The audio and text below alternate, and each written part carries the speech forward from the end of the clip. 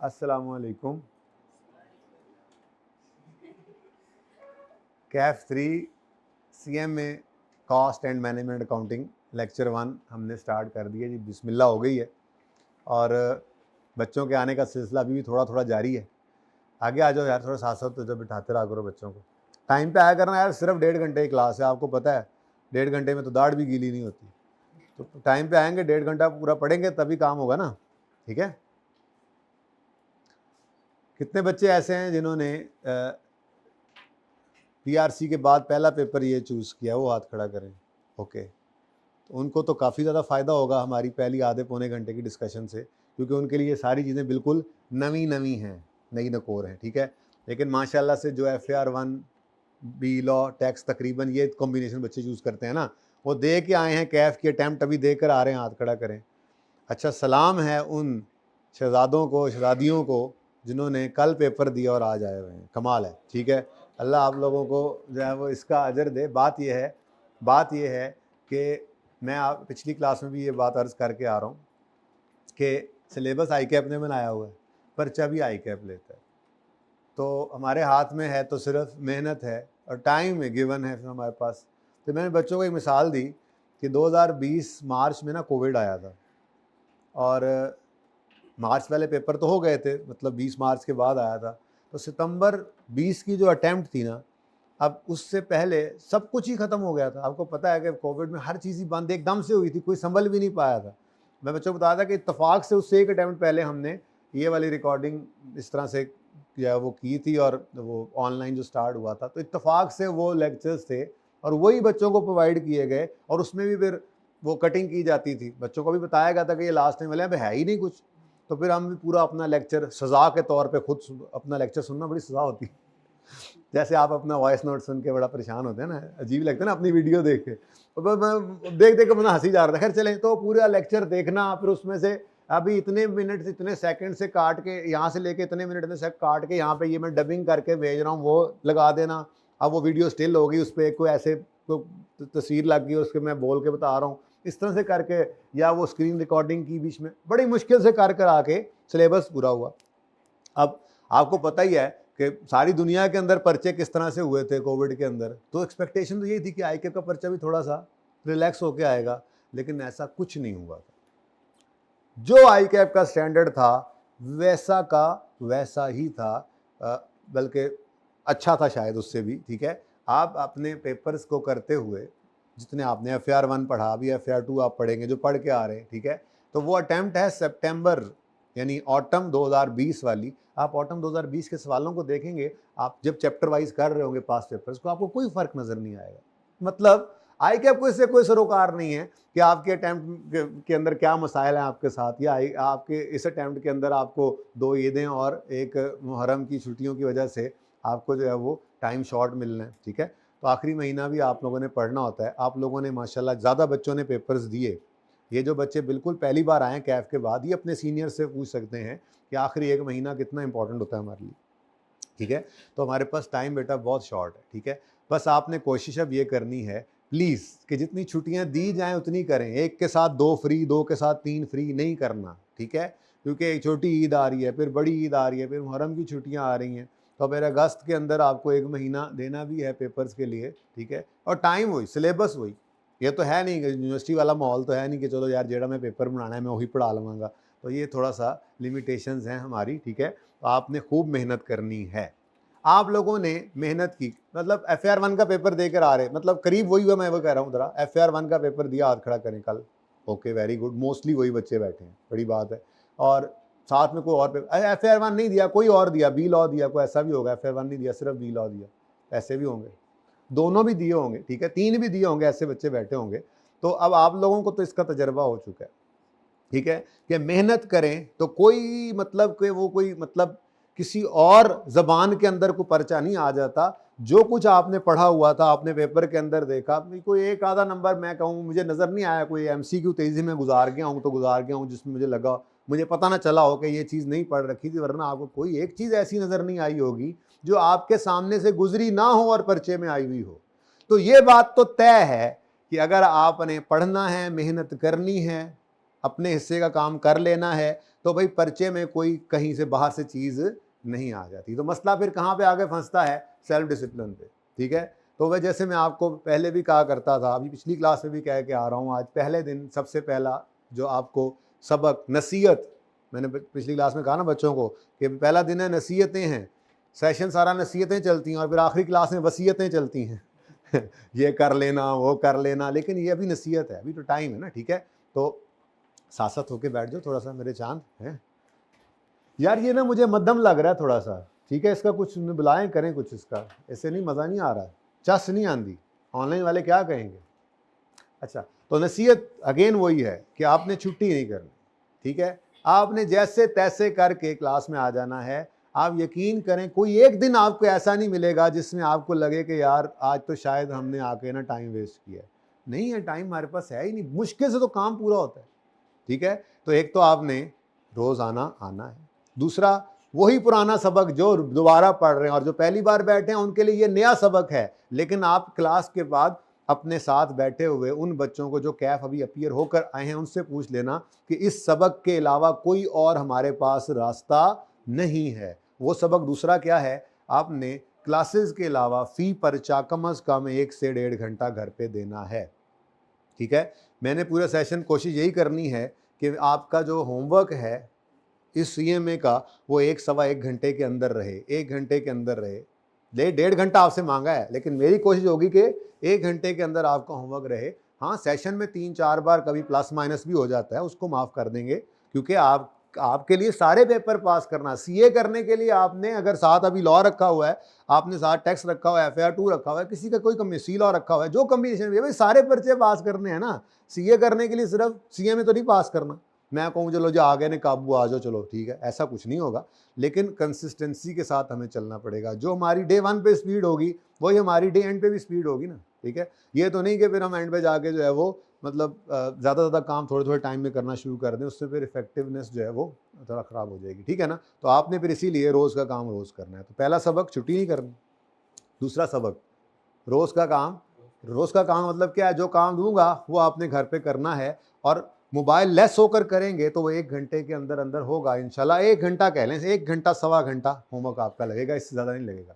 और अगर आप डिस्ट्रैक्शंस को साथ लेके बैठेंगे, गपशप भी लग रही है दोस्तों के साथ, चाय भी चल रही है साथ, मोबाइल पे मैसेजिंग भी हो रही है और होमवर्क भी हो रहा है, तो फिर तो CMA के अंदर 3 घंटे, R1 के अंदर 4 घंटे और R2 के अंदर 4 घंटे, और साथ सी लॉ है तो 2 घंटे उस पर भी लग रहे हैं, ऑडिट है तो 3 घंटे। वो बड़ा पढ़ रहा है जी बच्चा, 9-9 घंटे बैठ के पढ़ता है, और 9 घंटे में क्या 2 घंटे पढ़े हैं बस इफेक्टिवली। तो वही 2 घंटे इंसानों की तरह पढ़ो, और बाकी के 4-5 घंटे जो बैठे रहे वो घूमो फिरो, खेलो कूदो, याशी करो, go and kill the waves, ठीक है। समझ आई बात की? तो इफेक्टिवली पढ़ना है, इससे ज्यादा नहीं पढ़ना पड़ेगा, ठीक है। और तीसरा सबसे अहम सबक जो कि आपको अंदाजा हो गया होगा अब, टेस्ट, वीकली टेस्ट। हम टेस्ट को काफ़ी सीरियस लेते हैं और चीज़ें इंप्रूव करने की कोशिश भी कर रहे हैं। लास्ट टाइम एक नया तजर्बा किया था जिसको और इम्प्रूव करेंगे, और वो ये था कि आप लोगों को टेस्ट जो है उसका, आपका टेस्ट का पोर्टल है। जैसे बच्चों को ये अब मैसेज किया जा रहा है कि जो बच्चे किसी जेन्युइन रीज़न की वजह से नहीं आ पाए, होता है ना बच्चों को, आउटस्टेशन वाले बच्चों को मसला ज़्यादा होता है, तो जो जेन्युइन रीज़न की वजह से नहीं आ पाए हैं उनको ये लेक्चर्स उनके पोर्टल के ऊपर अवेलेबल किए जाएंगे। लेकिन फ़ायदा तो उन्हीं को होगा ना जो घर बैठ के उनको लेकर आएंगे, वरना तो फिर ईद के बाद हमारी ईद होगी तो उनकी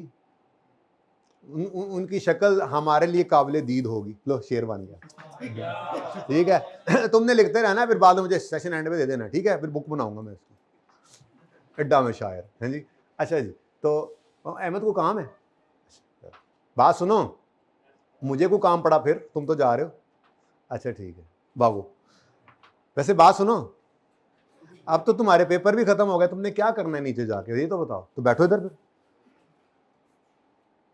भाई ने पेपर दे लिए ना सारे, मैंने कहा चलो यार रिजल्ट तक तो रुक जाओ, है जी। अच्छा क्या कह रहा था मैं? हाँ, मैं ये कह रहा था कि टेस्ट जो है उनको सीरियस लिया जा रहा है। कोशिश ये की जा रही है कि या तो क्वालिफाइड बंदे हों या फिर फाइनलिस्ट हों जो कि आर्टिकल्स वगैरह करके ही बैठे हों, 1-2 पेपर्स के, आपके रेलेवेंट पेपर के, फाइनल के पेपर को भी पास कर चुके हों। ऐसे लोग जो है वो आपके पेपर्स को चेक करें, उनको रिव्यू भी कर रहे होते हैं। और सबसे बड़ी बात ये, पेपर आगे पीछे हो जाते थे, आपसे भी आगे पीछे हो जाते थे, चेक होकर मिले नहीं, आपसे संभाले नहीं कि गिरा गए आप। तो आप अपना पेपर जो है प्रेफरेबली यहाँ टेस्ट रूम में बैठ कर करें, ये माहौल है, पर्चे का माहौल। आप पे हर हफ्ते अपने ऊपर तारी करना है, हर हफ्ते, फिर टर्म टेस्ट हो, असेसमेंट हो, आपने ये, बल्कि मैं तो कहता हूँ होमवर्क में भी आपने खुद के ऊपर वो वाला काम करना है, मार्क्स इंटू। जाते जाते भी मैं बच्चों को, जो बच्चे मेरे पास में, जो काफ़ी बच्चे अपने नज़र आ रहे हैं, जो बच्चे मेरे से पढ़ के गए और आज इस क्लास में बैठे हैं FR 1 में, उनको पता होगा कि मेरी आखिरी अल्फाज भी यही थे, बेटा मार्क्स इंटू 1.8 कर लेना हर सवाल करते हुए, और आज पहली बात भी मैं वही कर रहा हूँ। ठीक है, और आपको इस बात का पता पर्चे में चल गया होगा, ये जो कैफ पर्चा दे चुके हैं, जो PRC से आए हैं, उनके लिए ये बातें अहम हैं। ये अपने साथ वालों से पूछिएगा जो पर्चा दे के आए हैं, कि सब कुछ आने के बावजूद भी बच्चों के सबसे बड़ा मसला क्या हुआ होगा, पर्चा पूरा अटेम्प्ट नहीं हुआ होगा। वो ठीक है, 80% को टच कर गए, उससे ऊपर चले गए तो आप सेफ जोन में हैं, इंशाल्लाह आप पास हो जाएंगे सेफ जोन में। और बच्चे तो इससे भी कम अटेम्प्ट करके अगर एक्यूरेसी अच्छी हो तो पास हो जाते हैं, वो बात नहीं है। लेकिन ज़्यादा से जितना ज़्यादा अटेम्प्ट हो उतना ज़्यादा पासिंग का जो है वो चांस है। वो कैसे आएगा, वो पर्चे में कहीं से आमद नहीं हो जाती, वो आपने डे 1 से प्रैक्टिस करनी। ठीक है, तो टेस्ट अपने ऊपर आपने तारी करना है बाकायदा तौर पे। ठीक है, अच्छा CMA के अंदर लास्ट सेशन तक तो मेरी यही प्रैक्टिस रही है। बुक है कोई नहीं मेरी, नोट्स के साथ चलते हैं। ठीक है, और नोट्स में मैं हर चैप्टर को चैप्टर वाइज नोट्स आपको जो देता हूँ, उसमें सेलेक्टेड थ्योरी होती है, जो मैंने IK की किताब से जो theory as a theory test हो सकती है वो डाली हुई है। और उसके अलावा बाकी जो IK अपने सवाल करने के तरीके लिखे होते हैं वो तो हमने नोट्स के अंदर बनाने होते हैं, लेकिन हम पास पेपर्स की एक्सटेंसिव प्रैक्टिस करते हैं। यानी कि 2000 के बाद से जो सवाल मुझे रेलेवेंट मिलते हैं टॉपिक से, जाहिर है अब टॉपिक सिलेबस चेंज हो गया, पूरा पर्चा तो नहीं उठा सकते ना, क्योंकि सिलेबस कई दफ़ा चेंज हुआ। तो जो पिछली 6 अटैम्प्ट से जो सिलेबस है उसके हिसाब से तो कोई सवाल नहीं छोड़ा गया। ठीक है, लेकिन कोशिश यही होती है कि 2000 के बाद से जितने सवाल हैं वो 2006, 7, 8 वाले सवाल, अक्सर ऐसा होता है कि 2020 के बाद वो सवाल डेटा नाम थोड़ा और प्लस माइनस करके चेंज होकर तरतीब वही वाली सवाल की वो यूज़ हो रही होती है। तो वो मुश्किल सवाल हैं आजकल, ये 2000 से बाद वाले जितने सवाल हैं, ये जो आपको मैं अभी दिखाऊंगा यहाँ पे, आपका जो ये एनालिसिस दिखाऊंगा अभी, ठीक है, ये एनालिसिस ये 22 से जो शुरू हुआ है, ये आसान वाले सवाल, ये निस्बतन आसान सिलेबस है, क्योंकि ये कैफ 3 बन गया। पहले, इससे पहले ये कैफ 8 हुआ करता था। कैफ 8 कैफ का आखिरी पर्चा होता था, वहाँ पे कुछ टॉपिक्स भी और थे, IK गुस्सा भी सही निकालता था इसमें। ठीक है, बहुत टफ पेपर होता था, तो हम उस वक्त वाले सवाल भी करते हैं। तो अब हम उसके लिए तैयार हो जाते हैं, तो फिर निस्बतन यहाँ पर आसान वाले सवाल में मिल जाते हैं। ठीक है, CMA के बारे में जो मिसकंसेप्शंस है ना, वो निकाल के दिमाग से आप इस क्लास में बैठिएगा। ठीक है, ये जो कहा जाता है कि ये सबसे मुश्किल है, नहीं, मैं समझता हूँ ये सबसे आसान है। इसमें मार्जिन है पासिंग का बहुत ज़्यादा, क्योंकि इसमें कुछ स्टैंडर्ड्स तो है नहीं, मैथमेटिक्स है। अब जो हिम्मत करके कुछ ना कुछ करता था, लगा रहता है, उसको कुछ ना कुछ मार्क्स मिलते हैं। ठीक है, इसका रिजल्ट अराउंड, आप FAR 1 देकर आए हैं, 25% रिजल्ट था। खैर वो तो आपको क्लास के अंदर ही बताया जाता है। 2-3 साल पहले, 2-3 साल से जब से रिजल्ट बुरा हुआ, हमने एक एनालिसिस किया था कि जो एग्जामिशन वाली अवाम थी ना, इंट्रो एग्जाम्प्ट करके R1 में आई थी, उसी को पिटाई हो रही है, अभी तक भी हो रही है उनकी अक्सर की।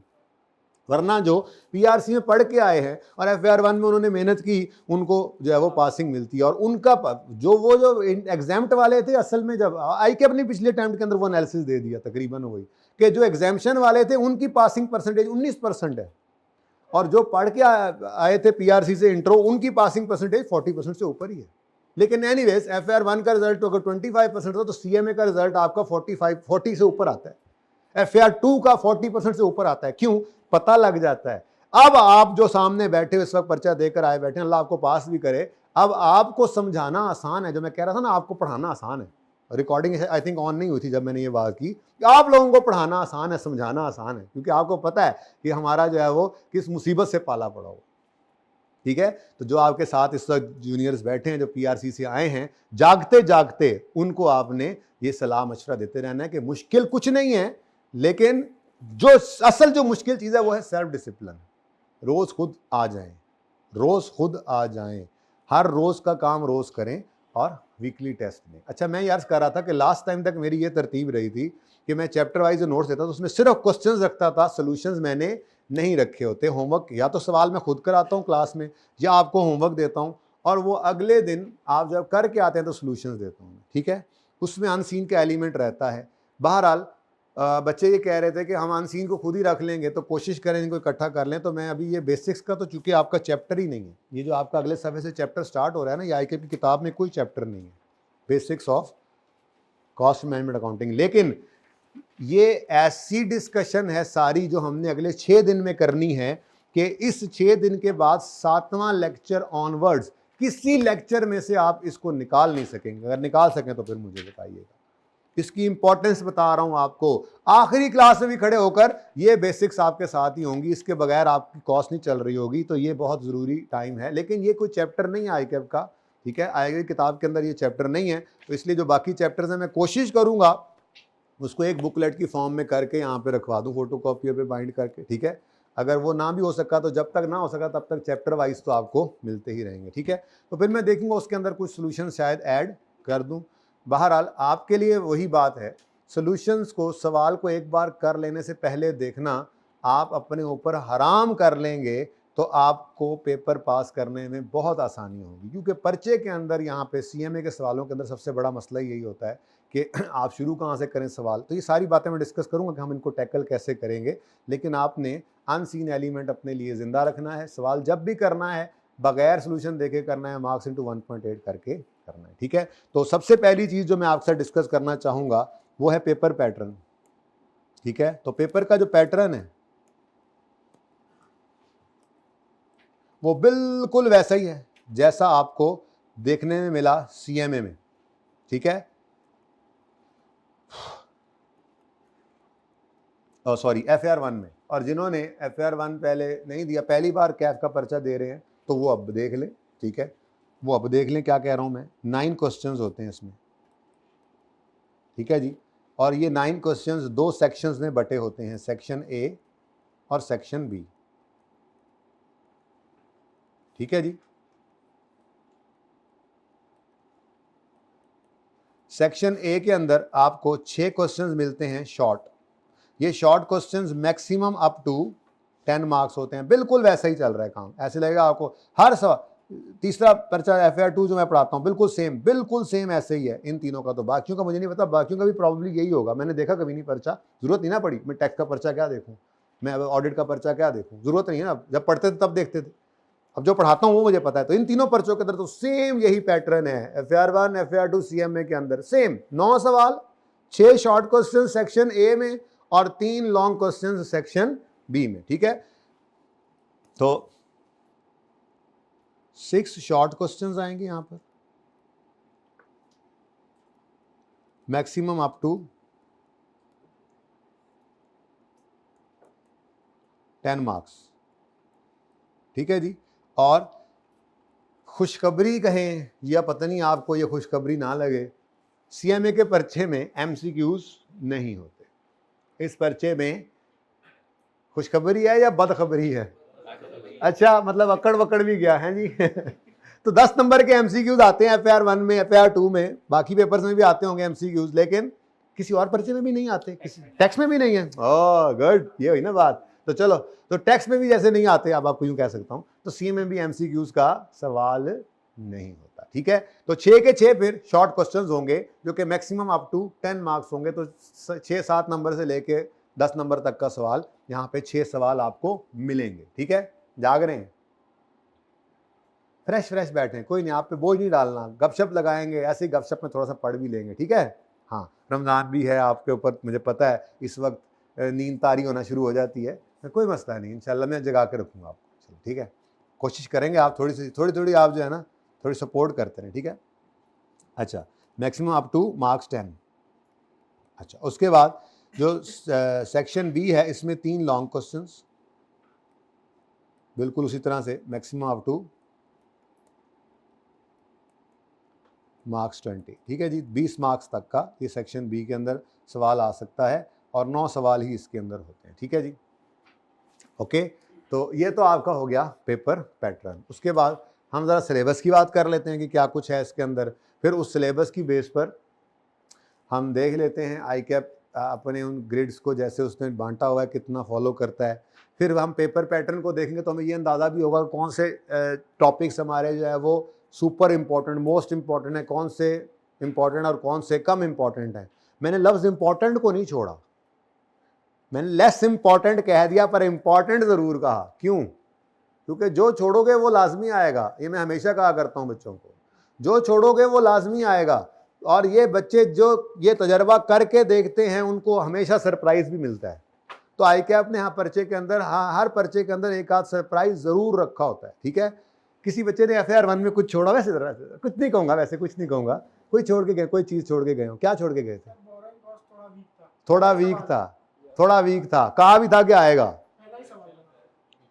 करेक्शन ऑफ एरर छोड़ के गए थे। अच्छा ये जान के बोला, किसने बोला वैसे, है ना? पेपर देखने के बाद कौन बोल रहा है करेक्शन छोड़ के गया?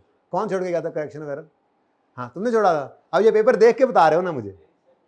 अच्छा वैसे तुम्हारी लक अच्छी रहेगी है। अब ये ऐसे ही है, मैं पूरा सवाल नहीं ना आया, ऐसे तो MCQs आ गए। बात ये है कि ये फिर वो मामला होता है, लग गई तो रोजी, ना लगी थे रोजा। तो भाई की रोजी लग गई, पता नहीं किसी ने NPO छोड़ दिया हुआ अगर, या IPS छोड़ दिया हुआ चॉइस में है जी, तो फिर तबाह दे स्टूडेंट, तो उनका रोज़ा, ठीक है। तो बहरहाल ये तो ऐसे ही है, रिस्क होता है भाई। ये इसका कुछ हो नहीं सकता यार, क्या है ये मसला? बोला है किसी को? तो वो किसी कहाँ है आज के? यानी FIR 2 भी ऐसे ही चलेगा? नहीं यार ऐसे तो नहीं होना, इसका कोई तो हल होगा। तो ये क्यों नहीं हुआ जब बाकी हुए हैं सारे? को ये पता कर लें, हो सकता है हुआ हो कोई और मसला हो। अच्छा जी भाई, हाइब्रिड वालों सही नजर आ रहा है हैं? आज की रिकॉर्डिंग में बच्चों क्या नजर आ रहा होगा? जरा पॉज करें ना। अच्छा जी, तो अब आते हैं ज़रा अपने सिलेबस की तरफ। सिलेबस की बात ही की थी ना हमने, इसके बाद करनी है। तो माशाल्लाह से आई कैप अपनी आदत के मुताबिक यहाँ पर भी 3 ग्रेड्स के अंदर पूरे सिलेबस को बांटा हुआ है। जैसे FIR 1 में या टेक्स्ट में आपने देखा था, टेक्स्ट में भी 3 ग्रेड्स ही थी, 3 ग्रेड्स बनाई थी, FIR 1 की, FIR 2 की, CMA की, तो 3 ग्रेड्स ही, ठीक है। तो यहाँ पर भी 3 ग्रेड्स हैं। पहली ग्रेड या ये टीचिंग आवर्स को ना यहाँ पे बिल्कुल ना देखा करें। आपने देखा था FIR 1 में भी उन्होंने ऐसे ही लिखा हुआ था 110 आवर्स, 110 से 130 आवर्स। अब आप खुद बताएं 110 से 130 आवर्स में FIR 1 हो सकता था आपका? आप FIR 2 में देखेंगे तो आप कहेंगे ये तो उससे भी, उसका भी बाप है, लेकिन आसान लगेगा आपको, क्योंकि आपको पता है पढ़ना कैसे है, आपको पता है। अब आसानी हो जाएगी, सिलेबस में चीज़ें ज़्यादा होंगी लेकिन मुश्किल आपको नहीं लगेगी। सबसे मुश्किल पर्चा वही था जो आप पढ़ के अल्हम्दुलिल्लाह दे आए अच्छे से करके, इंशाल्लाह पास भी हो जाएंगे। वो पहली सीढ़ी थी जो आपने चढ़ ली, इंशाल्लाह उसके बाद अब आपको ईजी लगेगा। बट कमिटमेंट के साथ चलते रहे, कंसिस्टेंसी के साथ चलते रहे, तो फिर पूरे CA में कहीं नहीं रुकोगे। जहाँ पे आपने कोई गड़बड़ की, थोड़े ढीले पड़े, तो बस फिर वार चल जाएगा, ठीक है। आई कैप का तो 3 ग्रेड्स हैं जी, जिसमें पहली ग्रेड है, इसकी वेटेज जो है वो 35 से 45 मार्क्स की है। अच्छी खासी ग्रेड लग रही है ये तो, ठीक है। इसमें क्या है जी, ये बेसिक्स के साथ कोई चैप्टर नहीं है, ये मैंने बेसिक वैसे इधर ही डाल दी, कहीं भी डाल देते। बेसिक को मुझे चाहिए था, मुझे हर जगह पे डाल देता, हर ग्रेड में डाल देता। बेसिक्स कोई चैप्टर नहीं है, ठीक है। लेकिन बेसिक्स ऑफ अकाउंटिंग के अलावा ये मतलब ये ऐसे ही है जैसे FIR 1 में मैं आपको कहूँ कि आपको डेबिट क्रेडिट नहीं आता हो तो आप बैठ सकते हो। बैठ सकते हो क्या? इंट्रो में आपने बेसिक्स ऑफ अकाउंटिंग पढ़ी थी ना, आपको डेबिट क्रेडिट आता था, आपको लेजर बनाना आता था, आपको ट्रायल को पता था, आपको फिर इनकम बैलेंस का पता था, तभी आप चल पाए। तो आप इंट्रो के बगैर R1 में जैसे थे वैसे ही आप इस बेसिक्स के बगैर पूरे CMA के अंदर होंगे। खुद समझ लीजिए इसकी इंपॉर्टेंस, ठीक है। तो बेसिक्स को बहरहाल एक साइड पे रख दें। उसके बाद ये 7 चैप्टर्स हैं। इन्वेंट्री वैल्यूएशन, ये इन्वेंट्री वैल्यूएशन वही है, IS2 है, बस यहाँ पर ज़्यादा फोकस हमारा जो है, आप पूरे CMA के अंदर ज़्यादा फोकस जो है वो मैन्युफैक्चरिंग कंसर्न के ऊपर रहेगा। हम चीज़ें बना के बेचने वाली कंपनी होंगे। तो वहाँ पर IS2 जो आपने इंट्रो में पढ़ा था उसमें ट्रेडिंग ऑर्गेनाइजेशन को ज़्यादा फोकस किया गया था। यहाँ पे हम पढ़ेंगे तो दोनों तरह के ऑर्गेनाइजेशन के सवालों को, ठीक है, लेकिन ज़्यादा फोकस यहाँ पर जो होता है वो किस पे होता है? मैन्युफैक्चरिंग कंसर्न पे। अकाउंटिंग फॉर ओवरहेड्स बहुत इंपॉर्टेंट टॉपिक है। अपना सवाल तो इसका आता ही आता है, बाकी हर सवाल में ये जैसे IS 16 होता था ना FIR 1 में, बिल्कुल ऐसे ही ये आलू है, ठीक है। ये भी हर जगह घुसा होना है, आपके हर टॉपिक में गया होना है, ठीक है। तो बड़ा इंपॉर्टेंट है और नॉर्मली बेसिक्स के बाद मैं यही करवाया करता हूँ, ठीक है। अगली बात, एक्टिविटी बेस्ड कॉस्टिंग, ये भी कम्बिनेशन में ही किया करते हैं हम। एक्टिविटी बेस्ड कॉस्टिंग भी ओवरहेड्स की ही एलोकेशन का एक तरीका है। बहुत आसान है, बहुत आसान है। इस वजह से बच्चे कहते हैं, और कम कम आया हुआ है इसलिए बच्चे कहते हैं बस ठीक है छोड़ो इसको, और ये फिर सरप्राइज़ दे दिया करता है। इस दफ़ा भी इसने सरप्राइज़ दिया है, आया है, ठीक है। पिछली बार छोड़कर उससे पिछली बार भी आया था, तो पहले बहुत अरसे से नहीं आया। और बच्चों को ये कहा जा रहा होता है कि आईकैप अब इस तरफ आ चुका है सेलेक्टिव स्टडी को, क्योंकि आईकैप बहुत डिस्करेज कर रहा है। तो जो चीज़ जहाँ से आईकैप को लगता है ना कि बच्चे ने सोचा होना है तो नहीं आंदा, वो आंदा है फिर, ठीक है। तो इसलिए मैं बार बार कहा करता हूँ कुछ भी छोड़ के मत जाना, जब सब कुछ करवाया जाए तो सब कुछ करके जाना चाहिए, ठीक है। उसके बाद लेबर कॉस्टिंग है, जहाँ पे टाइम मिला, क्योंकि यहाँ पर 2 ईदें और एक वो मुहर्रम वाली ब्रेक, ये 3 ब्रेक्स वाला सेशन है। तो लेबर कॉस्टिंग एक ऐसा चैप्टर है जो 4 एक दिन में 4 से 5 दिन मैक्सिमम हो जाता है। तो ये एक ऐसी स्टपनी है मेरे पास कि मैं कहीं भी फिट कर दूंगा। कुछ टॉपिक्स ऐसे होते हैं ना, देखो मेरी आदत है आपके, जो लंबा टॉपिक मुश्किल टॉपिक उसमें मेरा दिल होता है ब्रेक ना हो कोई। तो जैसे मिसाल के तौर पे हम चले छोटी ईद तक तो हम ये FOH ही कर पाएंगे, उसके बाद आगे हमने पढ़ना शुरू किया, हमने ABC कॉस्टिंग कर लिया, हम जो है वो उसके बाद छोड़ दिया हमने इसको, हम चले गए डिसीजन मेकिंग पे चला जाया करता हूँ मैं। डिसीजन मेकिंग में पहले करवाता हूँ बच्चों को, क्योंकि बहुत इंपॉर्टेंट एरिया है और एंड पे नहीं रखा जाता। इसमें तकरीबन हमारे अराउंड 45 लेक्चर्स लगते हैं, इससे कुछ ज़्यादा ही लगते हैं, कम नहीं लगते। तो ये फिर डिसीजन मेकिंग हमारी चल रही होती है। अब मिसाल उसके अंदर 4-5 चैप्टर्स हैं। अब मिसाल के तौर पर डिसीजन मेकिंग चल रही थी, बड़ी ईद आ गई, अब मैंने एक टॉपिक ख़त्म किया है, दूसरा टॉपिक जो शुरू करता हूँ उसके ऊपर मेरे लेट से 12-14 दिन लग रहे हैं, और मुझे तो नज़र आ रहा है कि मुझे मेरे पास सिर्फ 4 से 5 दिन है, तो मैं फिर उसमें इस स्टपनी को लगा दूंगा। ऐसी 1-2 स्टपनियाँ और भी हैं मेरे पास। तो ये सेशन ऐसा है, तो ट्रिकी सा होता है, इसलिए करेंगे हम, लेकिन मैं ये नहीं कहता लेबर कॉस्टिंग कब करेंगे। और अगर सब ओके चलता गया, कहीं पे ब्रेक ना लगी, तो फिर एंड पे तो कर ही लेंगे। Anyways labour costing very important, इसको ये ना समझिएगा कि इंपॉर्टेंट नहीं है, इस बार भी आया इसमें से सवाल 8 नंबर का, अभी दिखाता हूँ, ठीक है।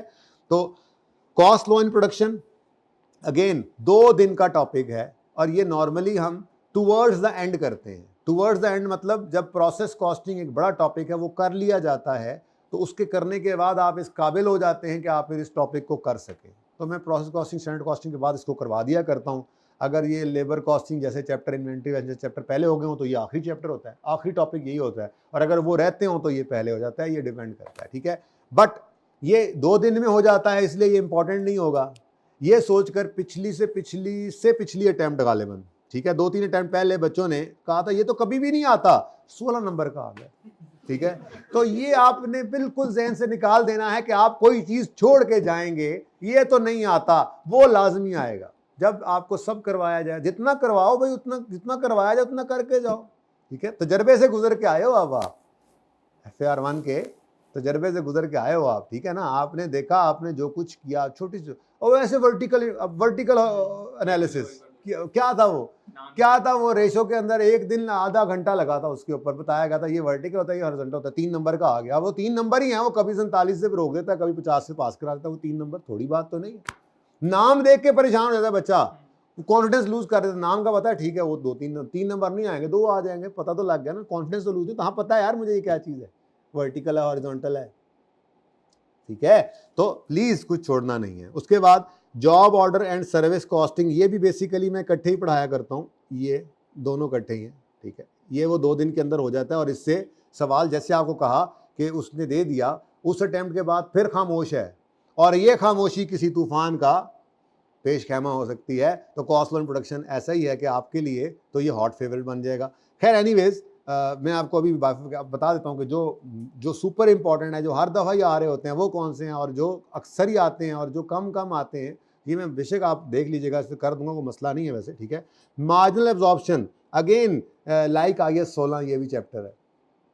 ये नॉर्मली मैं वैसे ओवरहेड्स के बाद मैं ये एक्टिव डेट्स करवाकर उसके बाद फिर मैं मार्जिनल एब्जॉर्प्शन करवा देता हूँ, क्योंकि ये भी उसी कॉन्टीन्यूटी में ही हुआ करता है, ठीक है। तो इसके बाद फिर हमारी मर्जी होती है, हम जब वो डिसीजन मेकिंग पे मूव कर जाते हैं, तो जब 35 एक लेक्चर्स हमारे हो चुके होते हैं, 35 साल, तो ये बहुत इंपॉर्टेंट टॉपिक है, इसकी भी मिक्सिंग बहुत ज़्यादा है हर टॉपिक के अंदर, ठीक है। फिर मैं समझता हूँ आपको पास करवाने वाली ग्रेड सबसे ज़्यादा जो है वो ये दूसरी ग्रेड है, क्योंकि इसकी वेटेज जो है वो 20 से 30 नंबर की है, और इसके टॉपिक्स देखिए कितने हैं, हाँ 4 टॉपिक्स हैं, ठीक है। 4 टॉपिक्स हैं जिनमें आपका ये मेरे ख्याल में कोई 3 से 4 दिन का टॉपिक है, चुन्नू सा टॉपिक है, टारगेट कॉस्टिंग, ठीक है। तो ये दोनों इकट्ठे पढ़ाए जाते हैं, तकरीबन 13-14 दिन इस पे लगते हैं, स्टैंडर्ड कॉस्टिंग पे 10-12 दिन लगते हैं। तो ये यूँ समझ लें कि कोई मोर और लेस 1 महीने के अंदर ये आपके, और 25 नंबर का कंसिस्टेंटली इसमें से पर्चा आता है तकरीबन। तो ये वो ग्रिड है जो आपको पास करवाती है। आसान भी बहुत लगती है, शुरू में कुछ दिन ज़रा प्रोसेस कॉस्टिंग 2-3 दिन डराता है, उसके बाद फिर आप कहते हैं आ तेरे जिन कड्डा, आप फिर इस सिचुएशन में आ जाते हैं।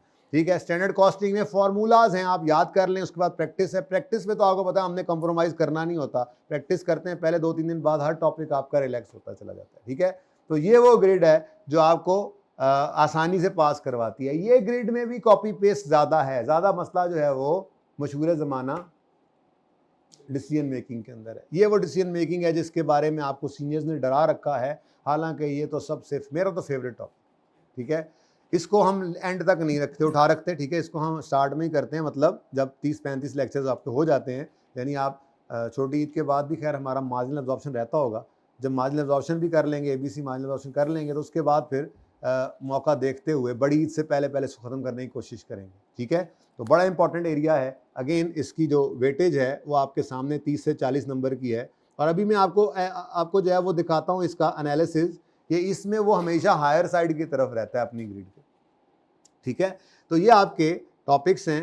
ICAP के स्टडी टेक्स्ट के चैप्टर के नंबर के साथ से ये नंबर हैं, और मैंने भी अपने चैप्टर्स पे यही नंबर लगाए हुए हैं। ठीक है, तो मैं ये सोच रहा हूँ कि अभी ये 4-5 दिन है, मैं आराम से उनको बने हुए तो हैं, इकट्ठा करके एक बुकलेट बना के ना फोटोकॉपियर पे रखवा दूंगा बाइंड करके, तो वो आप वहाँ से उनसे ले लेंगे। लेकिन उससे फ़ायदा ये होगा कि वो आपकी बुक की शक्ल का बन जाएगा। मुझे बस ये बता दें कि उसके अंदर मैं इसको भी ऐड कर दूँ, स्टार्ट में इसको भी कर दूंगा, फिर चलें, फिर फिलहाल ये रखें जब तक वो आ जाता है। ना आया तो फिर चैप्टर वाइज तो है ही, वो चलता रहेगा। ठीक है, तो सोच रहा हूँ इस बार अपने TA से मशवरा करूँगा, सोच रहा हूँ कि शायद सोल्यूशन भी मैं दे दूँ, वो CMA वाले TA से करूँगा, इससे नहीं करूँगा। ठीक है, इसको क्या पता।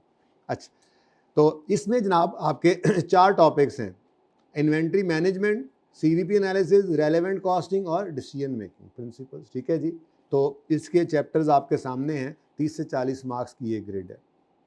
इन्जॉय बहुत करता है बंदा ये चैप्टर, ये टॉपिक आपको ये पेपर तो वैसे कोई भी आपको बोर नहीं होने देता, फेयर 1 ने भी नहीं बोर होने दिया होगा, लेकिन ये उससे भी ज़्यादा मज़े का है।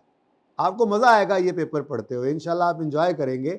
बस इन मिथ्स से निकल आए, ये जो मिसकंसेप्शंस है ना पहली हुई, CMA का पर्चा तो पास होता ही नहीं मोबाइल वाले भाई। ठीक है, तो ऐसी कोई बात नहीं है। ठीक है, मैं समझता हूँ कि ये सबसे आसान पर्चा पास करना, इंशाल्लाह आप खुद देखेंगे। ठीक है, वो अलग बात है कि रिजल्ट तक बंदा दुआई कर रहा होता है, पर पास ये हो जाता है। ठीक है, जो कुछ आपको कहा जाए बस वो करते रहना है आपको। ओके, तो अब आप अगर इसके एनालिसिस को देखें तो चूंकि MCQs नहीं है, तो बाकी अब आप देखें 35 से 45 नंबर की ग्रेड है ये, A ग्रेड। ठीक है, इस ग्रेड के अंदर आप गौर फरमाएं तो ICAP ने अपनी ग्रेड को अच्छा फॉलो किया पिछली 4 अटेम्प्ट से, तो बेहतरीन, लेकिन लोअर साइड पे। ठीक है, एक आध बार कुछ कम भी कर गया था, लेकिन इस अटेम्प्ट के अंदर गालिबन इनमें से कोई टॉपिक जो है नहीं, इतना ही था, शायद लोअर साइड पे था। बहरहाल इसको आप गौर करें तो लोअर साइड के ऊपर है। अच्छा, टॉपिक वाइज देखें तो इन्वेंट्री वैल्यूएशन, चूंकि बच्चे इस वजह से ज़्यादा लिफ्ट नहीं कराते थे, तो ये देखिए आप काफ़ी रेगुलर हुआ है। ICAP इसमें 15 नंबर का सवाल पूछा, 9 नंबर का, 10 नंबर का। पिछली अटैम्प्ट में नहीं आया था, बच्चों को मैंने ये अर्ज़ की थी, अलार्म किया था कि देखो बेटा इन्वेंट्री वैल्यूएशन का टॉपिक इंपॉर्टेंट है, आ सकता है। इस दफ़ा उसने सिर्फ 18 नंबर का ये पूछ लिया। ठीक है, तो अब देख लें इन्वेंट्री वैल्यूएशन। हाँ, IS2 की तरह से है, छोड़ो यार। एक तो सर ने भी जो 3-4 दिन में करा ही दिया था, 2 दिन में शायद किया हो, और 4 लेक्चर्स मतलब डबल क्लास के अंदर पढ़ाया हो, होता ही आसान है। अब वो 2 से 3 दिन में एक टॉपिक हो गया। अब बच्चे ने कहा किया हुआ है जिसमें से आया है, लेकिन क्या है छोड़ो, ओ बस बीच में आ रहा था फिर छोड़ गया। वो जो लगता है 2 अटेम्प्ट छोड़ा था ना, इस तरह 2 फिर छोड़ेगा, क्या मतलब यार। तो ये इम्पोर्टेंट था। ठीक है, ये इम्पोर्टेंट था, और ये उसने साबित भी किया कि इम्पोर्टेंट है। उसके बाद accounting for overheads, I was expecting कि एक फुल फ्लैश सवाल इसमें से आएगा, क्योंकि फुल फ्लैश सवाल जिसमें डिपार्टमेंटलाइजेशन करवाएगा वो, लेकिन अगेन ICAP ने सरप्राइज दिया और ICAP ABC कॉस्टिंग की तरफ चला गया। ABC कॉस्टिंग एक ऐसा टॉपिक था जो बुरी तरह से निगलेक्टेड था। इसको तो बच्चों ने समझा था कि सिलेबस में है ही नहीं। तो पिछली अटैम्प्ट में, क्योंकि अल्लाह का शुक्र है, आपको बताया हमने तो कर ही देना होता सब कुछ, तो वो कर तो दिया ही था, तो फिर बचत हो गई, बच्चों का आ गया, तो उन्होंने कहा वाह वाह सुभान अल्लाह, ये तो ज़बरदस्त हो गया, पढ़ा हुआ था। लेकिन जिन लोगों ने अपना दिमाग इस्तेमाल करते हुए इंजीनियरिंग करके इसको छोड़ा होगा, उस अटेम्प्ट के अंदर उनको अच्छा सरप्राइज मिला होगा। खैर एनीवेज, उसके बाद तो बच्चों को कान हो गए, तो बच्चों ने मेरे ख्याल में इस दफ़ा भी किया ही होगा। लेकिन थोड़ा सा ये होता है कि एक्सपेक्टेशन ये थी कि इससे टेस्ट करेगा, हो सकता है 10-12 नंबर का कर ले, लेकिन वो फिर ABC की तरफ आ गया। कोई मसला नहीं है, इस चीज़ ने तो और भी ज़्यादा ओवरहेड वाले चैप्टर को इंपॉर्टेंट बना दिया। और ये आप सोच रहे हैं कि ये नहीं आएगा, तो इस वजह से ये फिर भी इंपॉर्टेंट, आई कैप फिर ये पूछ ले। आई कैप में सर मैं आपको बता रहा हूँ, आप पिछली 3 से 4 अटैम्प्ट्स के अंदर उठाकर देख लें, ये एनालिसिस आपके सामने है, आपको नजर आएगा कभी ना टेस्ट होने वाले टॉपिक्स भी टेस्ट हो रहे हैं। क्या वजह है? आई कैप को समझ लग रही थी ना कि ये टेस्टर लगाया ना 1-2 बार, तब लॉर्ड दी फेल हो गई, पता लग गया भाई कि ये सिलेक्टिव स्टडीज वाले आ रहे हैं। तो आई कैप नहीं चाहता कि बच्चे सिलेक्टिव स्टडी करके आए, सिलेबस एक बनाया तो सारा पढ़ के आए ना, अब वो इसको इंश्योर कर रहा है। इसलिए जो छोड़ोगे वो लाजमी आएगा इंशाअल्लाह, ठीक है। अब आपको FR1 में कोई ये बद्दुआ लगी नहीं ना लगी, क्योंकि दिल से नहीं दे रहा था उस्ताद, इस वजह से हैं भाई कह रहा है मुझे तो नहीं लगी, देख ले। तो लेकिन बेटा रिस्क होता है उसमें, ठीक है ना, ऐसा कुछ नहीं करना आपने। 6 महीने हैं, वालिदैन की बड़ी मेहनत है और आपकी अपनी मेहनत है, उस्ताद की भी मेहनत है, सबकी मेहनत होती है, एक टीम चल रही होती है आपके साथ पूरी। आप खुद हैं ना, आप खुद नहीं, आपके साथ पूरी एक टीम है, आपके घर वालों की टीम है, आपके कॉलेज वालों की टीम है, सारी टीम ही तो होती है आपके साथ। 6 महीने आपकी सबसे इंपॉर्टेंट आपकी ज़िंदगी के, तो आप ऐसे ही बस, मतलब अगर आप जो काम के लिए आप यहाँ पर आए हुए हैं वो इंसाफ से करते रहें, तो क्या वजह है कि आपके पास पढ़ने आया भाई, कहाँ से पढ़ने आया जी? मैं KPK से पढ़ने आया हूँ। अच्छा, खड़े क्यों, होमवर्क नहीं किया होगा, मतलब जो करने आए वो नहीं कर रहे। तो प्लीज़ इसको सोचिए, ठीक है, छोड़ना कुछ नहीं है। अच्छा खैर, तो उसके बाद लेबर कॉस्टिंग, जैसे मैंने आपको कहा कि इसको ईजी नहीं लेना, 4 से 5 दिन। अब देखो ना, एक टॉपिक का छोटा होना कोई उसका ये तो नहीं वजह होती कि वो जब आप उसमें से पेपर नहीं आ सकता। जैसे मिसाल के तौर पे FR में सबसे छोटा टॉपिक कौन सा था?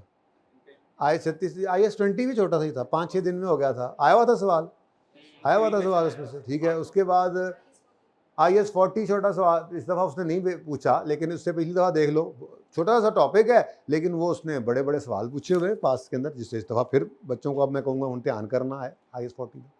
तो कोई टॉपिक छोटा होने का मतलब ये तो नहीं होता कि उससे परिचय का सवाल नहीं बन सकता, उसके अंदर कैलिबर तो मौजूद होता है। आपको वो आसान इसलिए लग रहा होता है कि आपने उसने मेहनत की होती है और उसकी कोई बेस बनी होती है, पीछे कहीं टॉपिक्स में बनकर आ रही है, तो इस वजह से आप जल्दी कर रहे होते हैं उसको, ठीक है। एनीवेज, लेबर कॉस्टिंग बहुत रेगुलरली ये टेस्ट होने वाला टॉपिक है, आप देख लें, सिर्फ एक अटैम्प्ट मिस हुआ है और ये नॉर्मली शॉर्ट क्वेश्चंस के अंदर आ रहा है। और ये लेबर कॉस्टिंग में भी लेबर कॉस्टिंग की डिसीजन मेकिंग करवाता है, ये भी डिसीजन मेकिंग होती है। जैसे इस सवाल अभी पर्चा उठाकर आप देखेंगे ना, मैं नोट्स के एंड पे ना ये 2 पिछली, ये रिसेंट जो अटैम्प्ट अभी पर्चा हुआ है 6 तारीख को, और इससे पिछली दोनों अटैम्प्ट्स में एज अ पेपर लगाऊंगा, इसको सवालों में नहीं डालूंगा, ताकि एक पेपर प्रैक्टिस के लिए हो आपके पास। और अगेन आपको फ़ायदा हुआ होगा जिन्होंने FR1 पढ़ा था, जब हमने रिसेंट अटैम्प्ट को एंड पे जाके किया था, तो वो यहाँ पर भी प्रैक्टिस रखेंगे, हम अपनी पिछली अटैम्प्ट को छुपा के रखेंगे।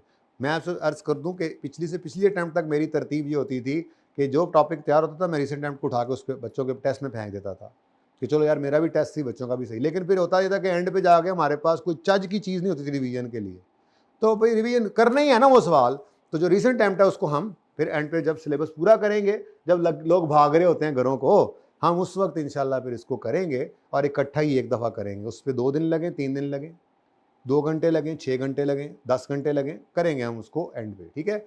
एनीवेज, तो लेबर कॉस्टिंग रेगुलरली आता है। कॉस्ट फ्लो एंड प्रोडक्शन, जैसे आपको बताया पिछली, ये तो आप गुजर गई ना, इसमें नहीं आया, इससे पिछली, उससे पिछली, ये 2 अटैम्प्ट 3 अटैम्प्ट से अब नहीं आया आपके लिए, ठीक है, लेकिन उससे पहले भी नहीं आया करता था।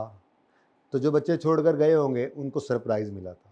और ये टॉपिक इतना आसान है, 2 दिन में हो जाता है। जिसने वो लेक्चर सिर्फ बस जितना क्लास में पढ़ाया वो पढ़ लिया और रिवीजन करते हुए रिवीजन कर ली, जितनी बार रिवीजन की इसको भी किया, सुतेला ना समझा इसको, या छुट्टियों पे नहीं थे बच्चे उन दिनों में आखिर में जाकर, तो उन्होंने सिर्फ पढ़ा हुआ है ना अगर ये लेक्चर, तो 16 में से 12-13 नंबर हंस के आ जाते हैं। और जिन्होंने अच्छे से ज़रा ध्यान से किया और समझ अच्छी आ गई हो, उनका 16 में से 13-14 नंबर आराम से, पूरे नंबर भी आ सकते थे, लेकिन एक आधी एडजस्टमेंट ऐसी होती है बरकत के लिए जो अक्सर नहीं समझ आती, ठीक है। तो ये हाई स्कोरिंग मार्क्स वाला सवाल है अगर आता हो, ठीक है। मार्जिनल एब्जॉर्प्शन मिक्सिंग तो इसकी मुख्तलिफ टॉपिक्स के अंदर बेतहाशा है, लेकिन इसका अपना सवाल 17 नंबर का 10 नंबर का आया था, फिर 3 अटैम्प्ट खाली चली गई थी, बच्चों ने कहा हाँ, नहीं आता, कह के भेजा था पिछली बार वालों को, इस बार वालों को नहीं, पिछली बार वालों को मार्जिनल ऑप्शन एक्सपेक्टेड है, उसने फिर 19 नंबर का पूछा। सवाल मुश्किल नहीं था, पिछली बार जब बच्चों के साथ क्लास में कर रहे थे CMA क्लास में, तो कहने लगे सवाल तो बहुत आसान है, मैंने कहा हाँ जिन्होंने किया उनके लिए, ठीक है। अब ये नहीं आया हुआ, खैर इसमें अगर आप गौर फरमाएं तो आपको ग्रिड के लोअर साइड पे आई कैप नजर आ रहा है, ठीक है। फिर जो मैंने आपको कहा ग्रिड आपको पास करवाएगी, उसकी वजह क्या है, टारगेट कॉस्टिंग बहुत छोटा टॉपिक, यानी कि 3 दिन में आप आराम से कर लेते हैं, इतना आसान टॉपिक है, 3 से 4 दिन लगा लो तसल्ली के लिए, चलो जरा डिसीजन मेकिंग टाइप चीज़ें शुरू हो गई होती हैं यहाँ पे आके, ठीक है। तो ये, और उसके बाद हाँ ये दो बलाएं हैं, इसको भी मुझे इकट्ठा लिखना चाहिए था, प्रोसेस कॉस्टिंग वे, और फिर उसके बाद joint and by product costing, ये इकट्ठा ही पढ़ाया जाता है, ये एक ही टॉपिक है, इकट्ठा पढ़ाया जाता है। तकरीबन इस पर मिला जुला के 13 से 14 दिन लग जाते हैं भाई, 13 से 14 दिन लग जाते हैं। स्टैंडर्ड कॉस्टिंग एंड वेरिएंस, ये भी 2 टॉपिक्स आई गए किताब के, इकट्ठे ही पढ़ाए जाते हैं, ठीक है। इसमें भी 10 से 12 दिन लग जाते हैं।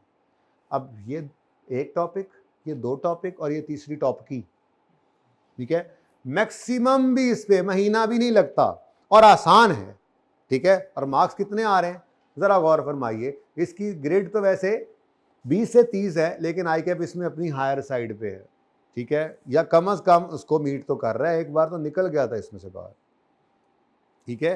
तो इसमें आप देखें, ये चूंकि इकट्ठे टॉपिक इकट्ठा पढ़ाया जाता है, लेकिन ये इकट्ठा सवाल नहीं आता।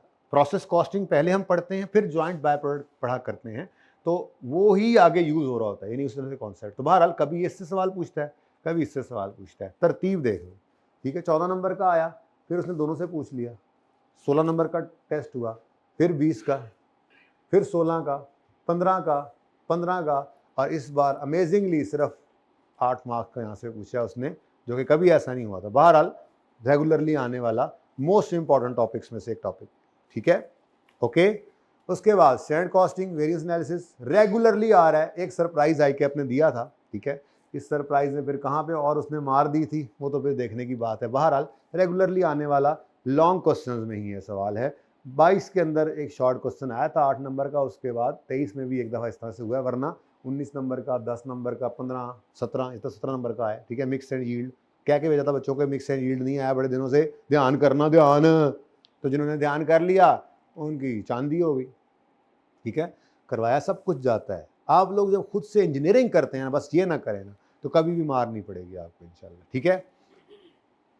तो अगेन हायर साइड पे इस ग्रिड के अंदर, और बच्चों को जो सबसे मुश्किल, जो एक नाइटमेयर समझा जाता है, सीनियर जिससे डराते हैं, हालांकि ऐसी बात है नहीं, पासिंग मार्क्स इसमें भी आराम से आ सकते हैं, ठीक है। कुछ चीज़ें इसमें बहुत आसान हैं, कुछ ज़रा मुश्किल भी होती हैं। डिसीजन मेकिंग 30 से 40 मार्क्स का है, और इसमें भी आप देखें तो आई कैप अपनी हायर साइड पर चलता है, जिसके अंदर इन्वेंट्री मैनेजमेंट एक अटैम्प्ट छोड़ के हर अटैम्प्ट के अंदर आया है। और आई कैप की बड़ी आदत चल रही है कि वो इस टॉपिक में 2-2 सवाल भी पूछने लग गया है, छोटे छोटे 2 सवाल, क्योंकि इन्वेंट्री मैनेजमेंट में आगे 3 सब टॉपिक्स बनते हैं।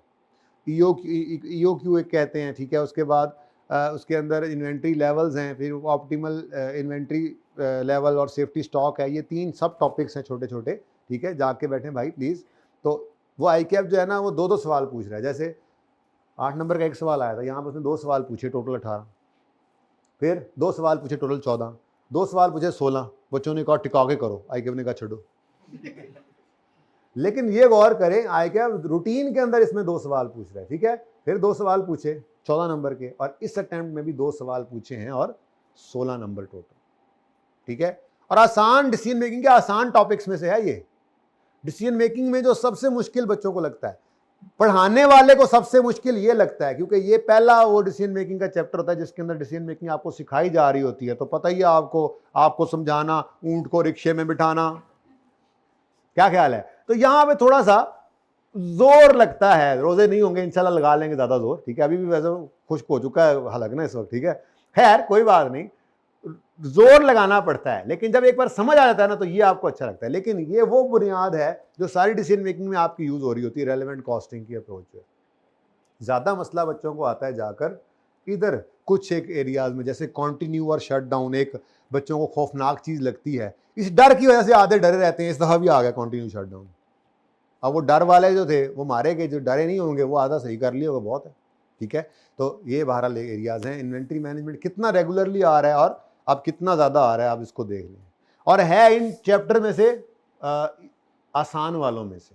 ठीक है, फिर उसके बाद सीवीपी एनालिसिस, यार मैथमेटिक्स है, वो भी 7वीं 8वीं वाली।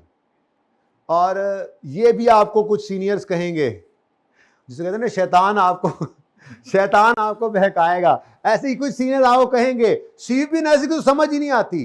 भैया देखो देखो, मैं अब ये तो नहीं कह सकता ना कि भाई आप देखो, आप बताओ, आप खुद एवेल्युएट करोगे, क्योंकि हमने पास पेपर्स आईके के पकड़ने और कोई भी नहीं छोड़ना। तो जब आईके के पास पेपर्स आप कर रहे होंगे, कर सक रहे होंगे, तो टॉपिक तैयार होगा तो कर सक रहे होंगे ना, खुद करके आ रहे होंगे सवालों को, तो आप खुद ही कहेंगे कि यार सीवीपी। हालांकि मैं खुद भी जब पढ़ाना शुरू किया ना, तो बच्चों की बातें जब सुनता बंदा कहता है यार पता नहीं लगता बच्चों को आजकल मैथ सही नहीं आती, क्या चक्कर है, मुश्किल लग रहा है, लेकिन मैं बड़ा फोकस करता था। तो इस बार मैंने बच्चों को शुरू में बिल्कुल डराया, मैंने कहा सीवीपी है, बच्चे कहते हैं ये सबसे मुश्किल है, जब खत्म हो तो बच्चे कहते हैं सर ये तो सबसे आसान लगा। ठीक है, तो बस उन सीनियर से मिलना जो पास होने वाले हों, मैं हमेशा कहा करता हूँ। ठीक है, जो डराने वाले हैं उनसे नहीं मिलना। ठीक है, तो सीवीपी एनालिसिस एक आसान टॉपिक है, लेकिन 10 से 12 दिन लगते हैं इस पर। मैथमेटिक्स है, समझ आ जाए तो आसान, हम इंशाल्लाह उसके लिए जुगाड़ है हमारे पास। ठीक है, जुगाड़ भी चल रहा है काम। ठीक है, तो रेलेवेंट कॉस्टिंग इसके बाद, अच्छा ये रेगुलरली आता है, मतलब ठीक है 2 अटेम्प्ट मिस हुआ, वरना ये शॉर्ट क्वेश्चंस के अंदर ये रेगुलरली टेस्ट करता है 8 से 10 नंबर का। ठीक है, रेलेवेंट कॉस्टिंग प्रिंसिपल, प्योरली इसका सवाल सिर्फ 10 नंबर का आया है। अब आप कहोगे सर कह रहे इतना इंपॉर्टेंट टॉपिक है, तकरीबन इसमें कुछ नहीं तो 10-12 दिन लगते हैं इस चैप्टर पे। डिसीजन मेकिंग जिस दिन मैं लिखता हूँ ना, आओ जी डिसीजन मेकिंग स्टार्ट करें, जिस दिन आप कहता हूँ नए कपड़े ईद वाले पहन के आना, छोटी ईद होगी ना गुजरी, उस तो नए कपड़े संभाल के रखना, जिस दिन रेलेवेंट कॉस्टिंग शुरू करना हो मैं कहूँगा पहन के आओ। ठीक है, तो उस दिन आपको पता लगेगा कि यार रेलेवेंट कॉस्टिंग तो बहुत इंपॉर्टेंट है, लेकिन पर्चे में तो आता नहीं है, काहेगा इंपॉर्टेंट। ये सारे का सारा इसके साथ ही मिलकर बना हुआ है। अगर इसको देख लो आप, 20 number, 14 number, 17 number, 15 number, 35 number, 18 number, 15 number. ठीक है, अच्छा ये पिछली जो अटेम्प्ट है जिसके अंदर बड़ा मशहूर हुआ था, ये बड़ा गंदा पेपर आया, मर गए, बर्बाद हो गए, ये वो अटेम्प्ट है। और इसमें रिजल्ट सबसे अच्छा आया था, यानी लड़ने वालों को नंबर मिलते हैं, लड़ने वालों को आईके हाथ ढीला कर देता है, फिर ऐसा कोई मसला होता है। खैर एनीवेज, आपको इससे क्या, तैयारी पूरी है, आपकी एफर्ट पूरी है, तो आपने पास होना ही होना है इंशाल्लाह। ठीक है भाई, ये क्लास का टाइम कितने बजे तक है? तो पार्ट 2 नहीं शुरू करना भाई आपने, ये खत्म करूं, ये खत्म करूं, खत्म है ये। ठीक है, ये खत्म है, आपके 100 नंबर पूरे हो गए। अगेन इसमें भी हायर साइड के ऊपर है। ठीक है जी, तो ये था जी आपका पास पेपर का पैटर्न और पास पेपर का एनालिसिस। ठीक है जी, पार्ट 2 स्टार्ट करें।